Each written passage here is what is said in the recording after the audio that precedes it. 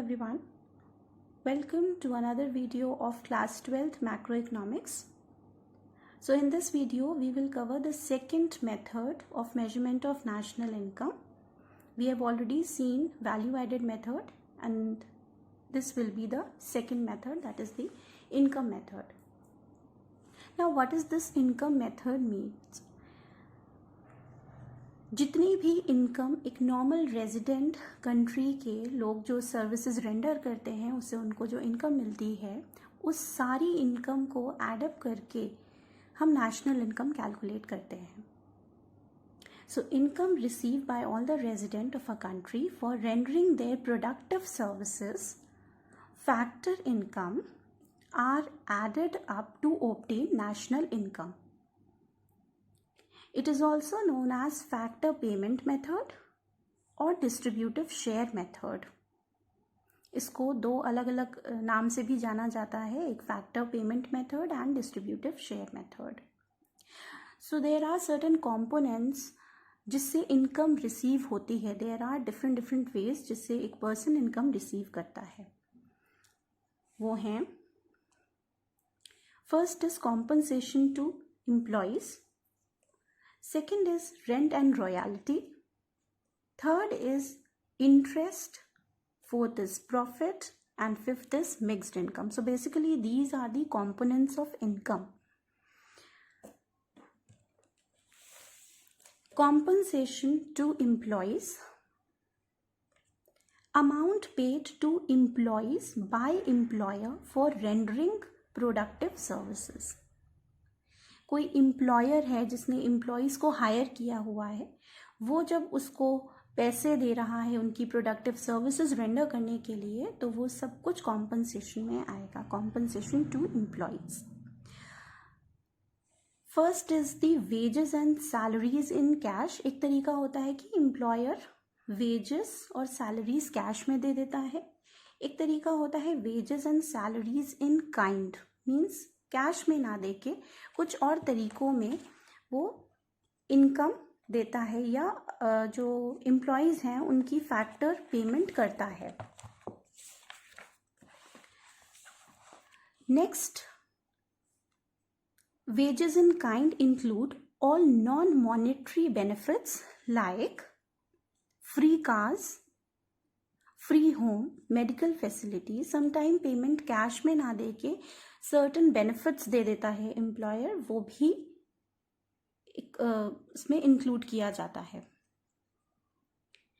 Employers contribution to social security scheme. Sometimes employer जो होता है, कंपनी अगर कोई एम्प्लॉयर चला रहा है तो वो डिफरेंट तरीके के सोशल बेनिफिट्स दे देता है जो कॉम्पनसेशन टू एम्प्लॉय में इंक्लूड किए जाते हैं.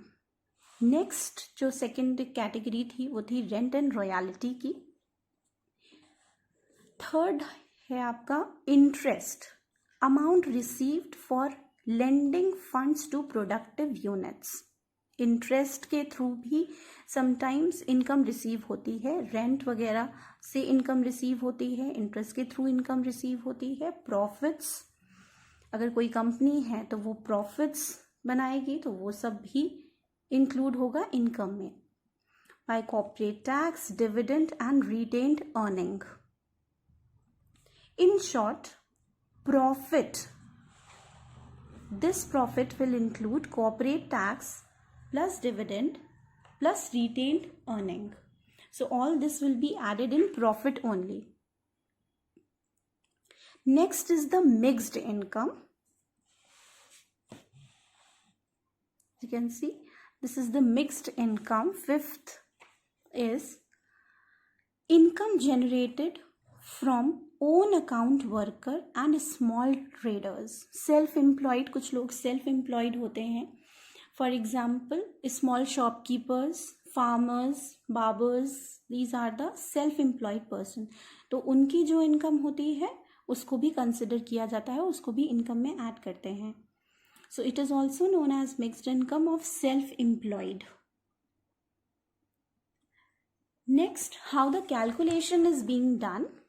That when all the 5 components are added, we will arrive at NDPFC, that is Net Domestic Product at factor cost. After adding all these incomes, you will arrive at NDPFC. To arrive at NNPFC, that is national income. National income तक आने के लिए NDPFC में NFIA add करेंगे, that is Net Factor Income from Abroad. जब NDPFC में NFIA add करेंगे, आपका नेशनल इनकम या NNPFC आ जाएगा. एक जो कॉन्सेप्ट रहता है वो रहता है ऑपरेटिंग सरप्लस का. Now operating surplus is nothing but rent and royalty plus interest and profit. Sometimes it is given in the practical question named as operating surplus. वहाँ पे आपको एक कन्फ्यूजन ये होता है कि हम तो डिफरेंट चीज़ें ऐड करते हैं, रेंट एंड रॉयल्टी ऐड करते हैं, इंटरेस्ट ऐड करते हैं, प्रॉफिट ऐड करते हैं, बट यहाँ पे तो कुछ भी एज सच मेंशन नहीं है. उस केस में ऑपरेटिंग सरप्लस आपको क्वेश्चन में दिया होगा.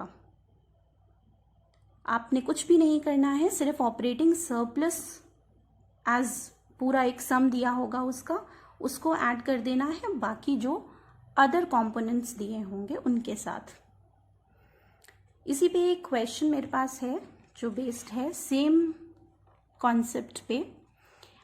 प्रैक्टिकल क्वेश्चन है for the calculation of national income.